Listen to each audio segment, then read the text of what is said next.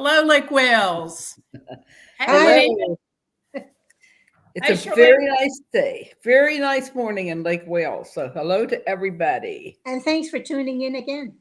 Yeah, for number 8. This is number 8 of the three Wow. little ladies. Yeah, we've done 8 of these little, I call them vid pods because technically a podcast is just an audio, so I've come up with my own little term. I haven't heard it before, but I think it's what we're doing, a vid pod.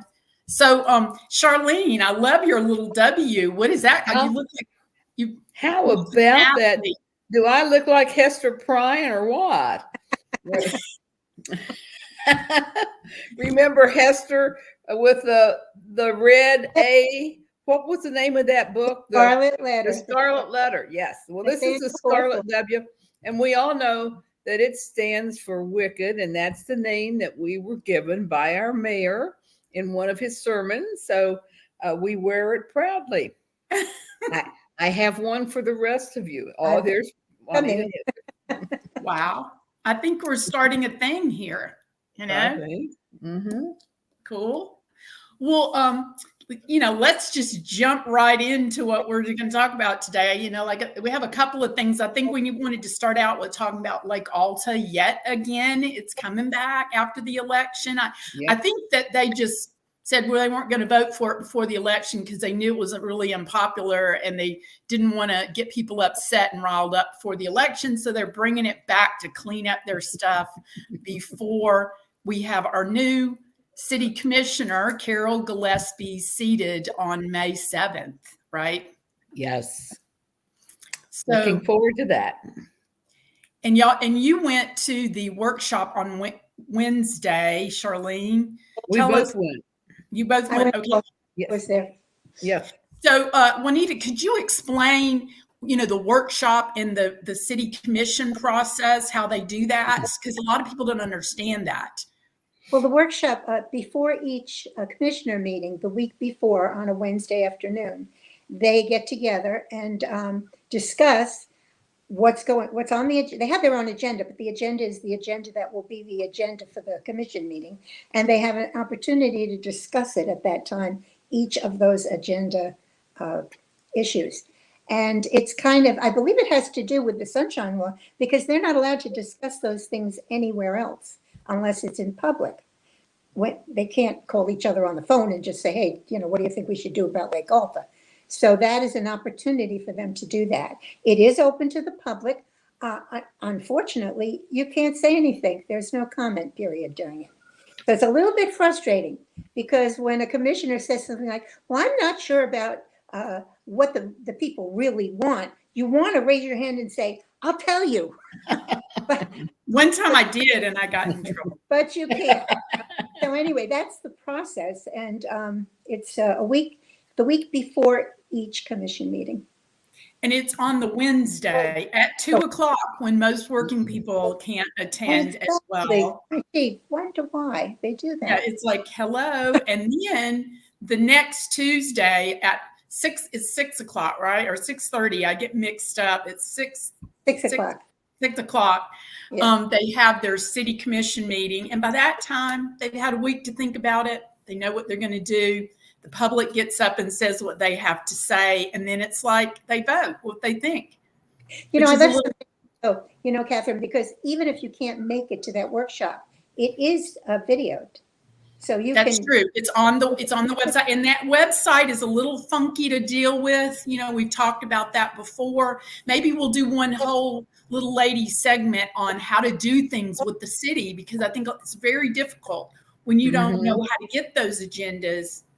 Like this last, anyway, it's just very frustrating to try when you're new at this, but it's important because there's a lot of stuff coming up. Like at this next city commission meeting on Tuesday, there's several items they're continually annexing and rezoning down there on Hunt Brother Road. I don't know exactly what's going on down there, but there's an item on the agenda for Tuesday that people on the south side of the city may be interested in, and then Lake Alta.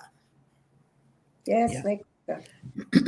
So I don't know. There's not a lot we can say about Lake Alta now that we haven't already said, except that a decision will be made this Tuesday at the city commission meeting at 6 o'clock at City Hall.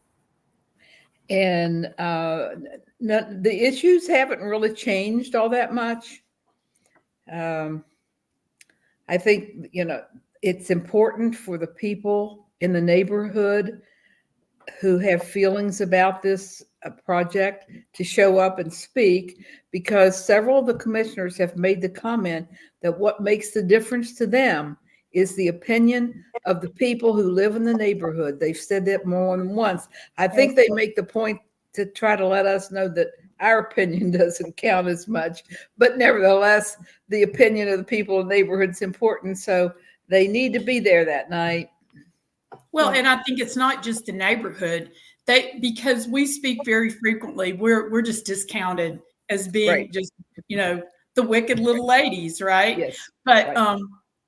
The problem is we need people from throughout the community, because there's several issues at stake here. They're giving away a city park to a developer to justify allowing the developer to put many more little units on this 1.5 acre piece of property than he would be allowed to do if he was not given this additional 3.5 acres. And Catherine, I said it before on other Three Little Ladies, and I've said it at meetings, commissioner meetings also. Okay, so we don't live immediately in that neighborhood, and most of Lake Wales doesn't, but there's a park near you. And if they make a precedent of giving away what is designated really as a park, what's to stop them from doing it in the future? And then saying, well, we did it before, Right. Yeah. I mean, Exactly. if you give city land away, you can make any development lucrative, right? It's everyone's concern. Even though you may not live around the corner from it, it's everyone's concern. And this is a beautiful little park. It's one of those little pieces of Lake Wales where I just kind of drove by it and didn't think about it until this came up. And now I've driven around it and by it many, many times. And it's a charming little place. There's a lot Yes. of native plants in there. Like it's got a lot of live oaks. There's a really nice old longleaf pine, which we're having fewer and fewer of these old longleaf pines in our town. It's filled with native willow. And I'm afraid that they think that native willow are just junk plants. They're not. They're plants that animals love. And the birds, it's like a little bird habitat there that is kind of secluded. You go up the hill, live oaks again, they're going to have to cut some of those live oaks to put in that development. You got to be real about it. And they're saying it's this, Lake Wales envisioned. There's not going to be enough room on that property to put a single tree in the front yard or the backyard, because those little cottages that they're talking about are going to take up every bit of, there's going to be about 10 or 12 feet between the houses. Yes, it can only put really small trees on those properties, and that's not consistent with the Lake Wales envisioned intention. No, And not at all. What was the width of those? Am I right in recalling that the width of those homes are 18 feet wide? Yes, it's right. That sounds like a trailer. I mean, I know it's not, but certainly sounds like the width of living in a trailer. Well, Right. it's probably a nice size for one person, and maybe two people. It's going to be complicated for families, but maybe I don't know. But they want 3 bedrooms, Charlene. Yes. Yeah, it's going to be just packed. It's going to be, I think that the setbacks on the sides are 5 feet, but I figured there was 12 feet. If you take into consideration the width of the houses, the length of I think the length of the properties, as I recall, was 93 feet, front to back. And then the side, it was like 30 feet wide. So if you have an 18-foot house, you have 12 feet left over. So that's 6 feet on either side. So you're talking about 12 feet between each house. And and that's not what he's come forward with right now is not the final plat. So we're not certain exactly what kind of house they're going to live with. The final plat still has to come through and be approved. So, well, they did seem to have very much creativity in even trying to work with that land. I mean, there are other things they could have done on that land. If you wanted to save and have more space between them, what about a duplex? Or what about, different ways that they could have increased the density. how many people would be living on that land, but not in these little tiny little, I don't know. It just, Well, and if you go, they say they're backloaded. So there's become this like alley loaded means that they're a traditional neighborhood, right? Commissioner Gibson even called them Olmsted design. Well, Olmsted was the landscape architecture firm that did Bach Tower, laid out Lake Wales. They were not architects. Let's just be clear. They were landscape architects. So they had nothing to do with how these little houses have been designed. And it takes 20 to 30 feet at least for a live oak, okay? There's going to be 12 foot between. And I think I figured out the front of the houses, once they're talking about putting these little 6-foot porches on the front, that to me is almost a facade. It's not a real porch. Yeah. What? In situations like this, I think we should start asking the question, what would Olmsted do? Well, Olmsted would make it possible to put larger and better trees on the property. That's for sure.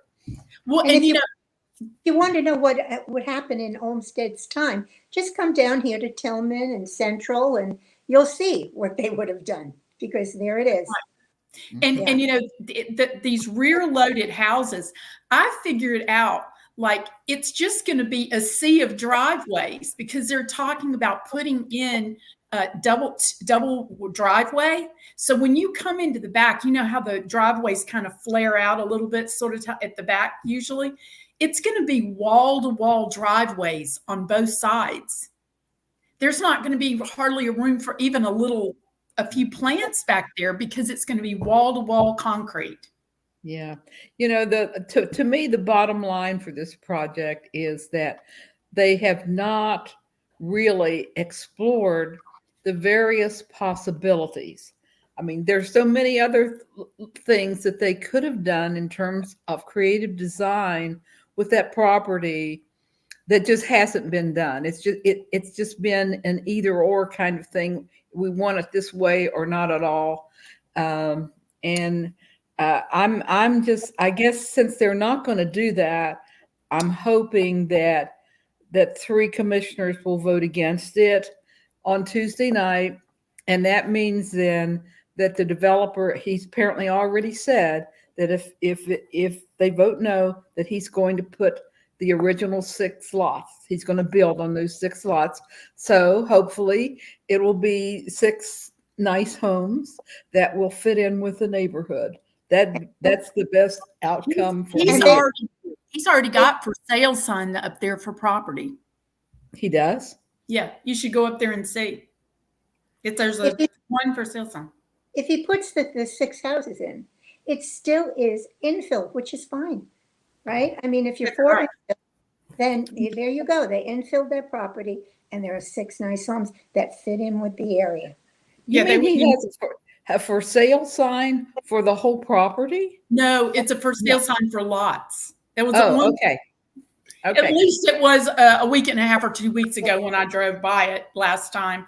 So you could drive by and look at it. But the other thing is, I don't think they should give away the park. Even if they decide to do this, make it a variance or something, but do not give away the park, because then we lose control over what happens to the rest of that property. Right. And what would Olmsted do? What would Olmsted do? Olmsted wouldn't give away the park. Well, if he puts in the 6 houses, he doesn't need to he doesn't need the park, because he has land to meet the requirements for his building on the land that he owns. And that's the way it should be. The land that you own, you know, you have You property, have to right? work within the confines of that property, not be given public property to be able to justify some other more outlandish thing that you want to do. Yeah, it's Yeah. really sad, and I hope that people come out and speak their mind. I think even if they pass the PDP this week, there still will have to be another meeting of the CRA, the Community Redevelopment Agency, in order to donate that land to the developer. So I think that's maybe the process. What do you think, Charlene? Yes, that's the next thing that will happen. And the next CRA meeting is, I think they said it's on It's in May. 23rd. Is it? There's one this. I This thought she said that it's been rescheduled this month instead of this past Tuesday when it was supposed to be. It's 1 or 2 weeks down the road. I need to check on that. Yeah. Well, that's something important. Maybe we can talk about that at our next Three Little Ladies. So do y'all want to lay a wager on what's going to happen on Tuesday? I think I know. I think I know what's going to happen. Okay. I'm not a very good gambler. I don't think I want to make a bet on that. Well, it's very hard to tell because, you know, I think I might have just said this, but you know, each commissioner would talk at length about, well, you know, I'm concerned about this, and this is, but we're gonna, you know, we've got to do this, you know. So it's like, which way they would go is very difficult. They actually agonize, but they agonize from other perspectives, like people don't seem to understand Lake Wells Envisioned, or people don't understand T&D, et cetera, which is not the fact at all. So I don't know. I don't want to speculate about who might vote how, because then they might vote just the opposite, just because we said so. So just to spite us or whatever. Right. You know, well, you know, here's the problem. Okay, none of these guys are landscape architects. First of all, none of them are architects. We do not even have a landscape architects and architect. I guess they're saying that they have consulted with, you know, Dover Cole, although I really don't know what all of that entails. You know, whether they just said, could you give us a better idea of how this might work? Or, you know, I don't know what they told Victor Dover. But, you know, the thing about it is they don't even seem to have aesthetic understanding. You know, you need someone who understands aesthetics to be able to understand how all this works. We have not seen a really good layout of this project. That, you know, they brought in these, and I know we're talking about this a long time, but they brought in these little diagram that showed a house on probably a 1/4 acre lot with some trees. That was totally not what these things will look like. So I think people need to make it clear that what they have presented was not an accurate depiction of what this thing will look like, feel like, how it will function when it's in place. With all the cars and the extra street parking, it's going to be a nightmare up there of parking.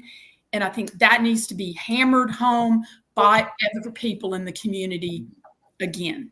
If you want to see what these three little houses, what these houses would look like, these 24 houses or 28, they're I can't remember the name of the street. Charlene, do you know where it is? It's the street, you know, that is in parallel in the Northwest District. It's parallel to, I think, Martin Luther King. And it has 3 little shotgun houses right in a row on it. Do you know what I'm talking about?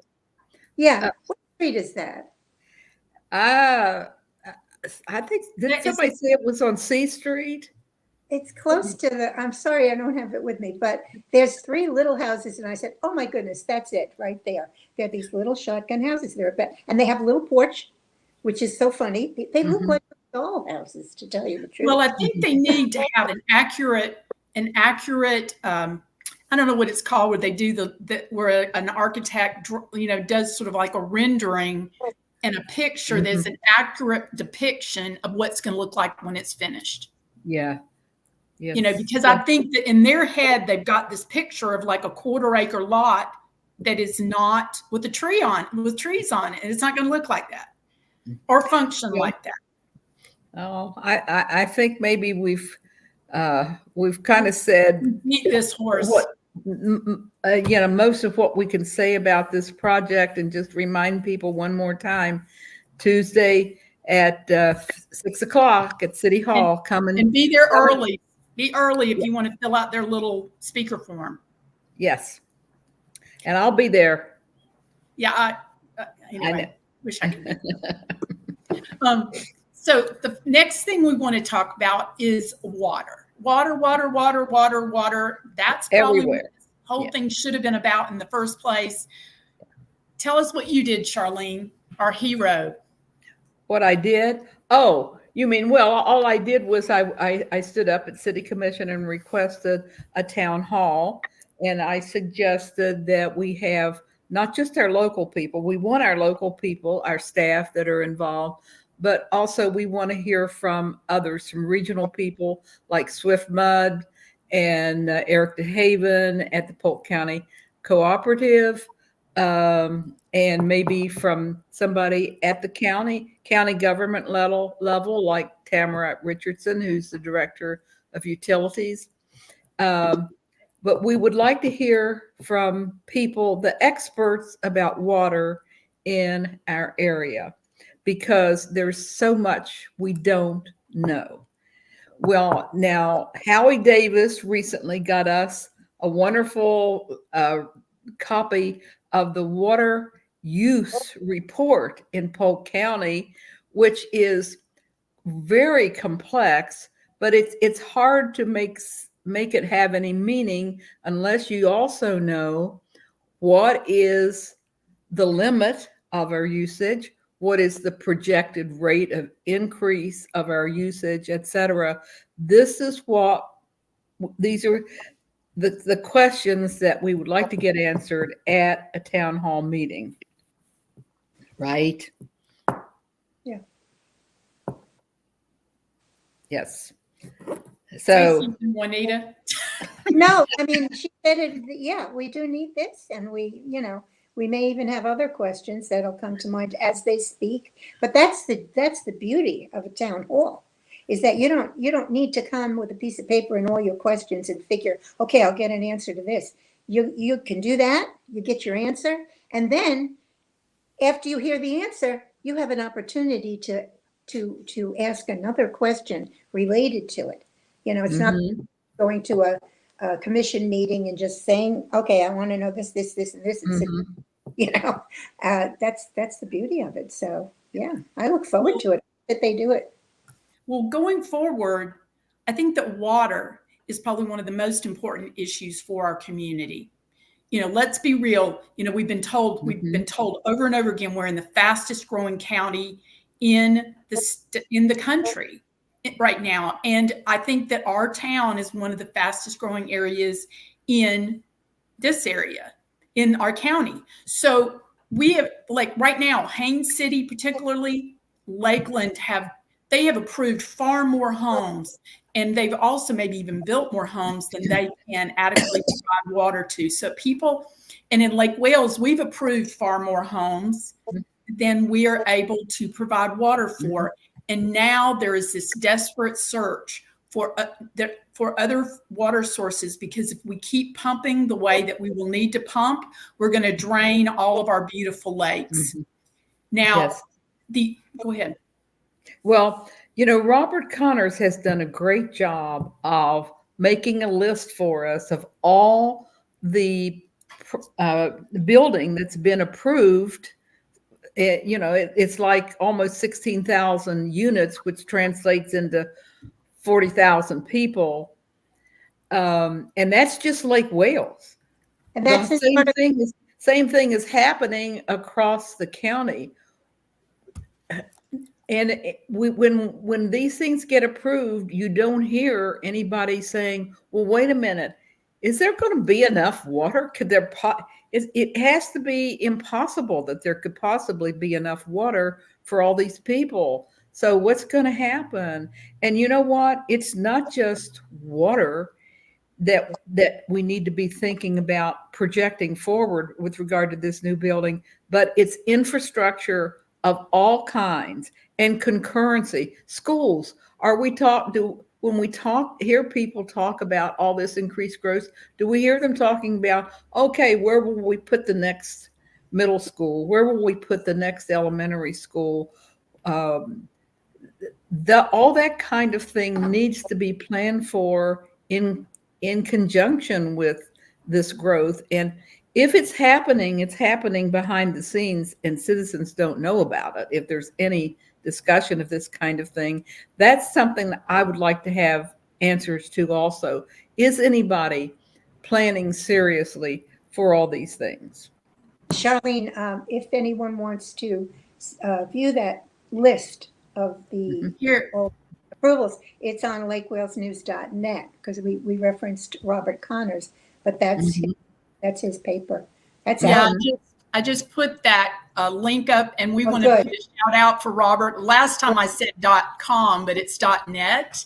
And it's kind of people say we don't have any local news. Well, we do have some local news, and people need to know this is a digital newspaper, and Robert's doing a great job of bringing to us a lot of information about what's going on in the community. So yeah, it's a great newspaper. He covers a variety of topics, and he does in-depth research. He's an outstanding writer. He puts the information together in really understandable, readable ways.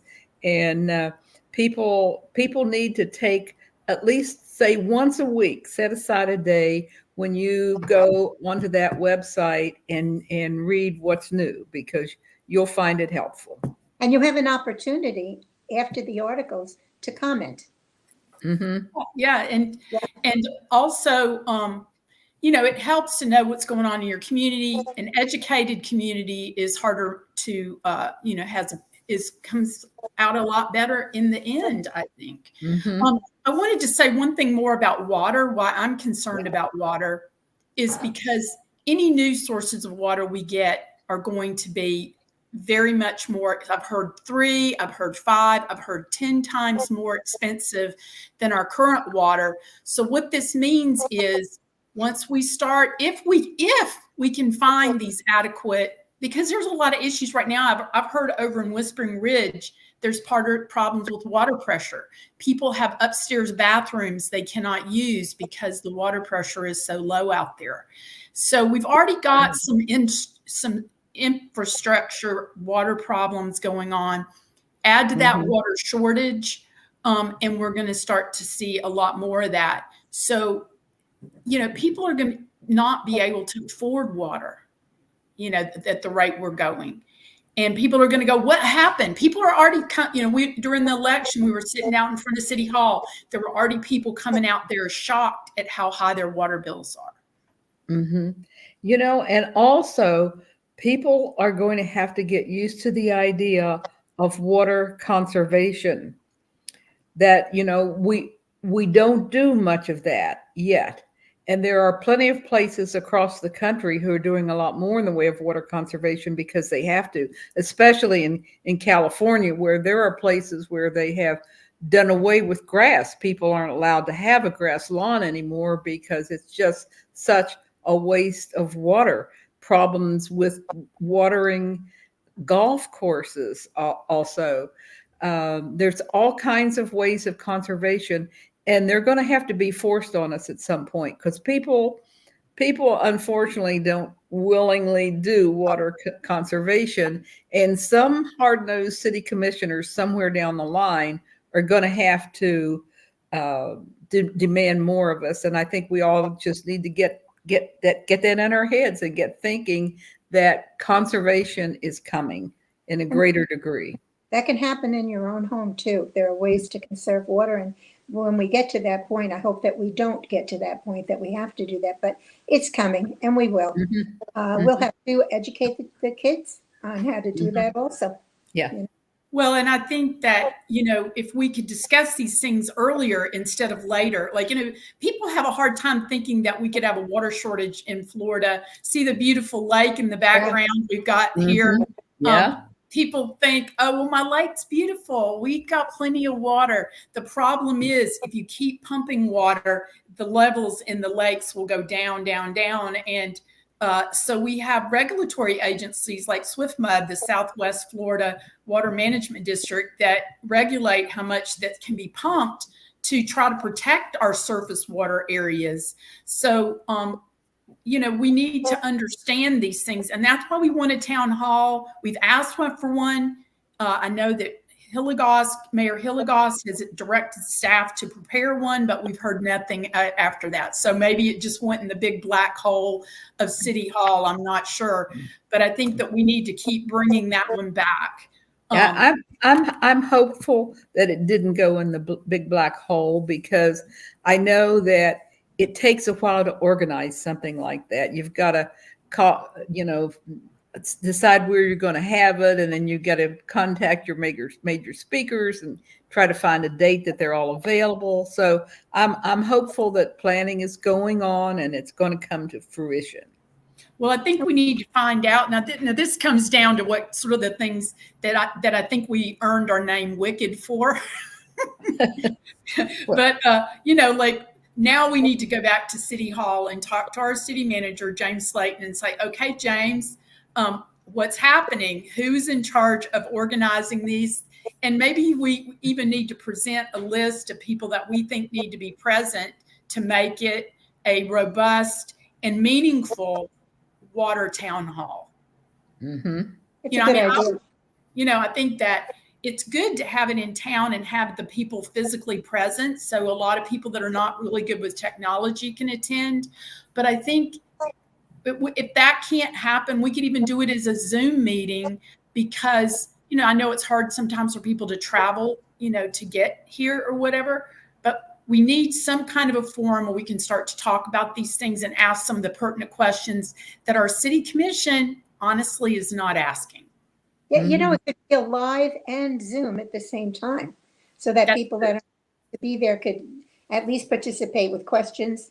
Totally, yes. And maybe a person, if they can't travel, can be present on Zoom as well. Yep. Sounds good. And I think it behooves the city, because, it's so easy for these city commissioners to not deal with the tough issues, to kick it down the road. It's easy to give away a piece of city property. It's harder when we want to buy a piece of city property. It's like these things are so easy for the city commissioners just to be benevolent. Oh, let's not have taxes. Let's do, give, impact fee, refunds or credits to these developers. But then when the rub comes and it's time for us to fix something or to do some work that needs to be done, the money's not there. Who gets to deal with it?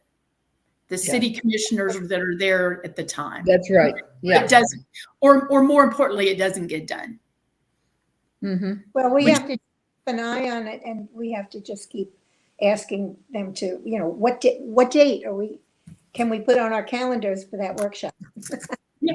And this is a lot of fun. This is a lot of fun, isn't it, ladies? I mean, we're having a great time doing this. Yeah, you know what? What the thought that comes to my mind is that I know that we're getting feedback. We know that people are watching this vidcast, as we call it, and the most frequent comment that we get is that I learned a lot listening to you.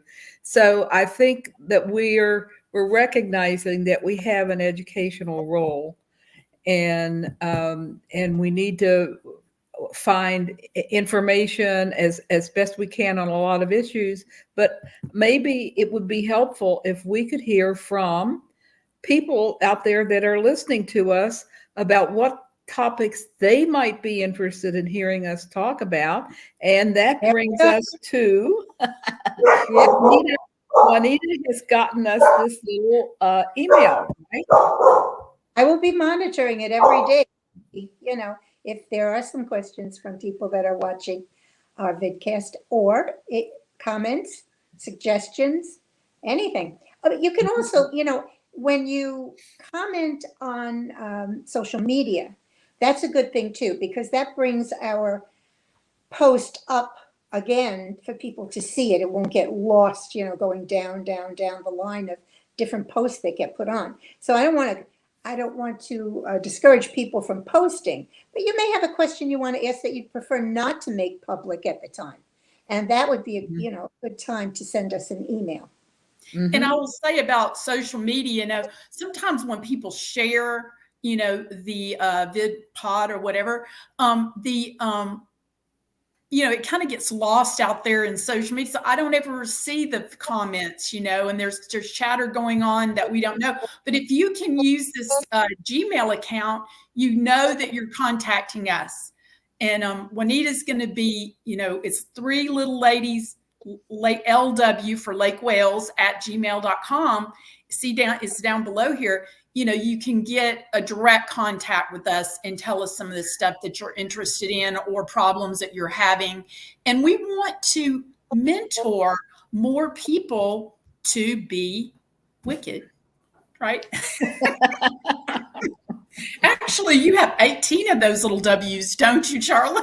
Yes, I do. And I've heard of a couple other people that want to wear a little W. And so if other people are interested in getting hold of a W, just send a little message to that email address there, and Juanita will let me know. Definitely. Yeah. So we're trying to mentor on a serious note. We're trying to mentor people to become more civically involved in Lake Wales. So that we see that as our sort of our mission right now. Correct, ladies? Yes. Yes, definitely. Yes. So we've been going 36 minutes, and we could go another hour or two, I know. But yeah.